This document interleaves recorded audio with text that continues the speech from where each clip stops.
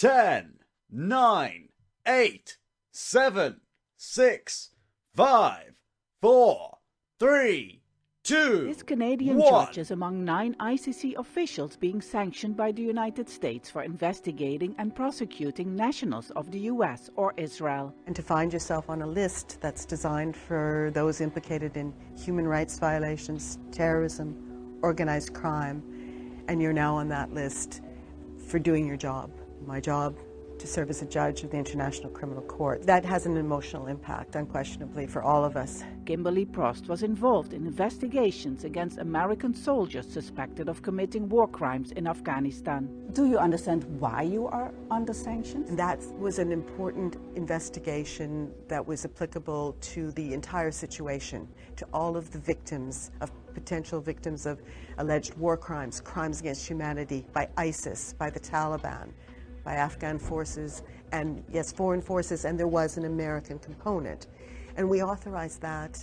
It was well justified on the evidence, unanimous decision, and for that, I have been sanctioned. She told me about the impact the sanctions have had on her life. As I did work for a while in the sanctions field, so I thought I had a good understanding of the impact of sanctions, but until you experience it, it doesn't come real to you. I think it's important to emphasize what a psychological impact it has, how shocking it is for me and for my colleagues. But then there's the wash of impacts of economic sanctions on your life.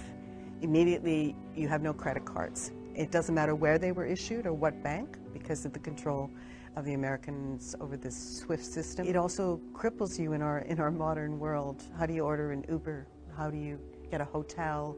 How do you do basic transactions, subscriptions? The Trump administration has threatened sanctions against the ICC, but Prost says the court is resilient and is taking steps to protect itself. The United States has also threatened to impose sanctions on the entire court. Would that be the end of the court? No, definitely not the end of the International Criminal Court. I'm endlessly confident in the strength of this court. It is very resilient.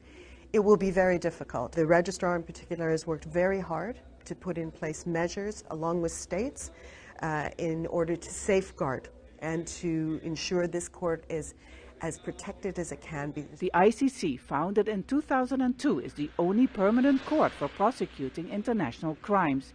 It includes 125 member states, but not the U.S. or Israel. Prost insisted the sanctions will not affect ongoing investigations.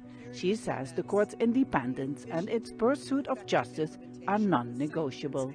But there are concerns that maybe countries here at the ICC, European countries, may compromise even the independence of the ICC to make the United States happy. I can assure you, we will not have our independence infringed. We will not bow to these measures. So whatever negotiations may go on, they will hit a wall at a certain point when it comes to safeguarding the cases and the work. Most importantly, these efforts to bring justice and accountability for war crimes, crimes against humanity, genocide. President Donald Trump has sanctioned the International Criminal Court, accusing it of illegitimate and baseless actions against the U.S. and Israel. Trump signed the executive order during Israeli Prime Minister Benjamin Netanyahu's visit to Washington earlier this week. It'll place financial and travel restrictions on individuals who assist the ICC investigations of U.S. citizens or its allies. Now, the ICC is the only international court that wields power to prosecute individuals for genocide, crimes against humanity, crimes of aggression and war crimes. Neither the US nor Israel are members of the court, nor do they recognize its jurisdiction.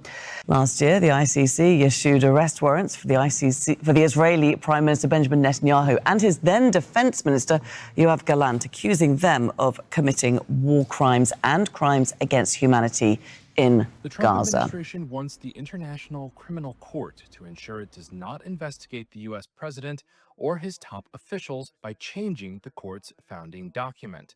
That's according to a Trump official who says the court faces new U.S. sanctions if it doesn't comply with that demand. The court has long been criticized by the U.S. as infringing on its sovereignty, and Washington has never been a member state. But what is the ICC, and how does it work? The ICC acts as a court of last resort with the power to prosecute heads of state. That founding document Trump officials want changed, the ICC Rome Statute, asks all 124 states that have signed it to arrest and hand over anyone subject to an ICC arrest warrant if they set foot on their territory. But as Jerry Simpson, law professor at the London School of Economics, points out, the court has no enforcement mechanism, which is why individuals accused of war crimes rarely face trial. It's very hard to enforce an arrest warrant. We've been here before with the South Africans and al-Bashir in Sudan. And there, the court didn't even make an order. So then what goes on when states don't comply with the court? If a country doesn't arrest someone they're obliged to, they get referred back to the ICC's member states and ultimately to the UN Security Council. But the court can't do much else than that. In the example of Omar al-Bashir, the Sudanese president indicted in 2009 for genocide in Darfur, he stayed in office for a decade after his warrant before being toppled in a coup, all while traveling to several ICC members, including Kenya, Jordan, and South Africa, who all declined to detain him. If the state party fails to comply with an arrest warrant, the case can go before the court. And the court can then order the state party to comply and can refer the matter to what's called the Assembly of State Parties, or ultimately the Security Council, if it's the Security Council that first referred the matter. So the ICC, the court itself, really can't do a great deal. So why is the demand coming now from the Trump administration? The Trump official who spoke to Reuters did not say what issues the administration worries could become the subject of an ICC investigation, and declined to say when Washington began making its demand to the court. But the official also cited what they called open chatter in the international legal community that the court could target Trump and his top officials in 2029, when the Republican president's term ends. Starting in September, the U.S. military has killed more than 80 people in deadly strikes against suspected drug vessels in the Caribbean and off the Pacific coast of Latin America. When asked if the administration was making its demands of the ICC over worries the court may pursue charges in relation to U.S. conduct in Venezuela, the Trump official declined to elaborate. At the beginning, it was very difficult, but we gathered with the judges, the affected judges, we gathered with the Dutch authorities, from the Minister of Foreign Affairs, also from the Economic Affairs. So we asked them to support us in a very practical manner. They can do nothing. If they are doing over-compliance of these sanctions, then where is the sovereignty of this country? Because the banks are independent. Why they should be subordinated to the American policies?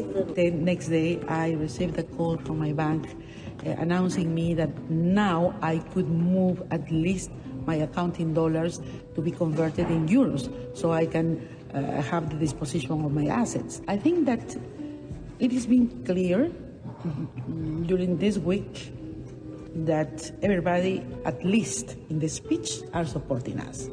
But what we are asking are practical measures. What we are asking is action.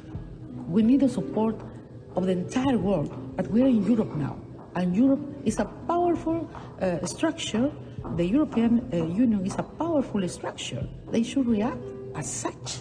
They cannot be subordinated to the American policies. I think that they should do something else than only say that they show solidarity with us, because solidarity is not only a word.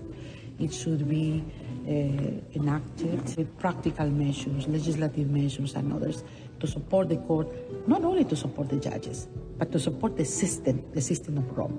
Because with these sanctions, which is affected, it's not only the judges, we are just individuals, we are just persons. Probably we will be gone in the next years, but they want to affect the system of Rome, the system of the court, where we deliver justice for the victims, the most defenselessness and vulnerable victims who nobody listens. So they are the affected ones with this. And I think that this is the reason, because not only the European Union, not only Europe, but the entire world should support us, even the people from the United States of North America. Just to highlight that why the judges now and this court is not deterred. We don't think, at least me, I am not here because I need the job. I'm not here because I need the money. I'm here because I feel that I have a mission for humanity. The work of the International Criminal Court is for humanity. And this is why we are resilient, and this is why we need not only to stand together as judges, but the entire international community needs to do that. Because as such, we are working also, as always, for peace and global security.